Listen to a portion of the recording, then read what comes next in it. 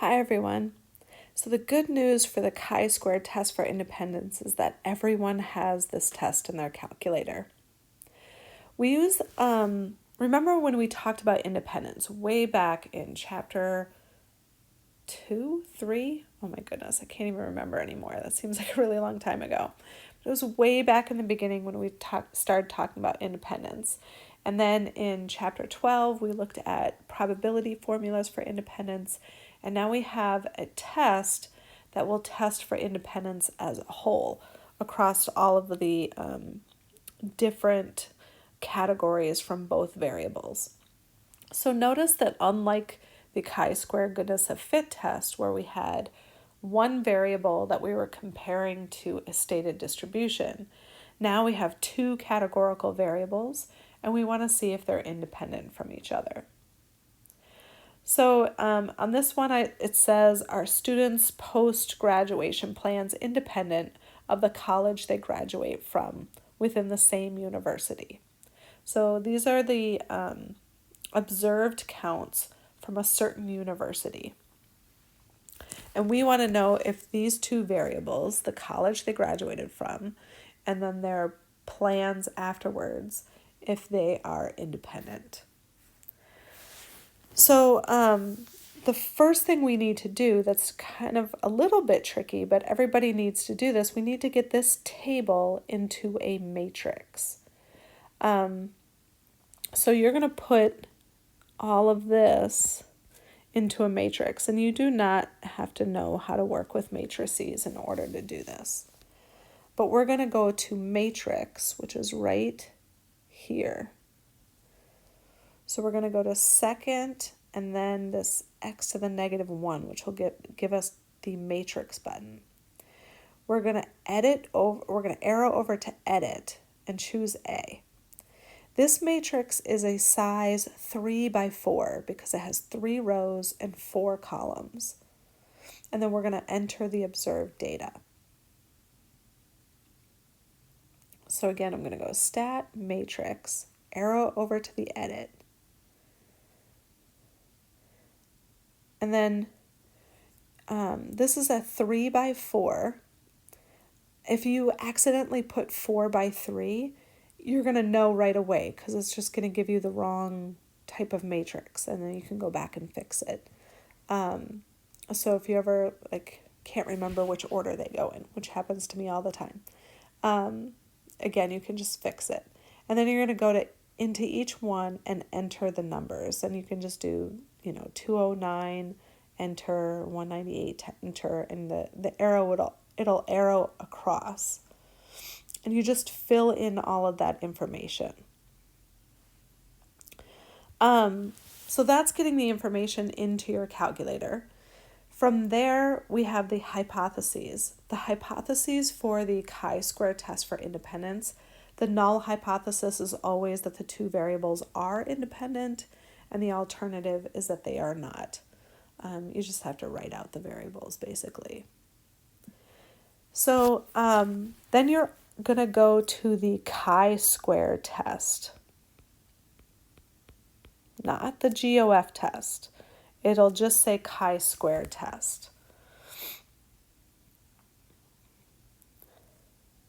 So you're going to go to stat, tests, and arrow down to that chi-square test.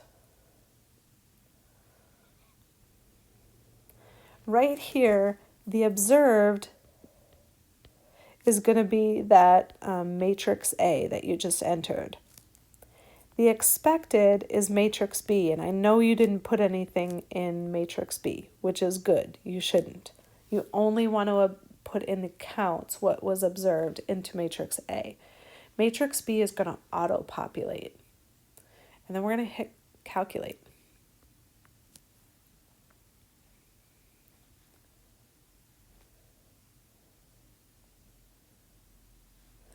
And we've got a chi-square test statistic of 93.657, which gave us a p-value that is really small, because that's a very large chi-square test statistic. So we have 17 zeros in front of this 5. So I'm going to keep it in scientific notation and just write that. So we're going to make the same conclusion. We're going to say that since the p-value is less than the significance level, we're going to reject the null hypothesis and conclude that there is enough evidence to suggest that post-graduation plans are not independent of the college that they graduate from. Remember that you're saying that there is enough evidence to suggest that the alternative is true.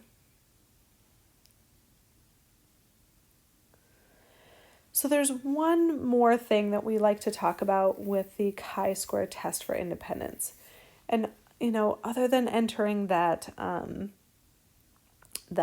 matrix in, there's not really anything else for you to do. But we do want to talk about the expected frequencies in each cell. So for any individual cell in your table, the expected count is the row total times the column total divided by the grand total.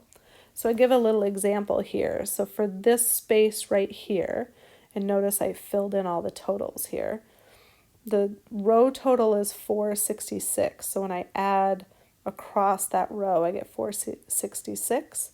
And when I add down the column, I get 150. So the expected frequency would be the 466 times the 150 divided by 1,456, and we would get this. Of course, we don't want to do that for every single cell because that will take a really long time. So again, your calculator actually already did it for you.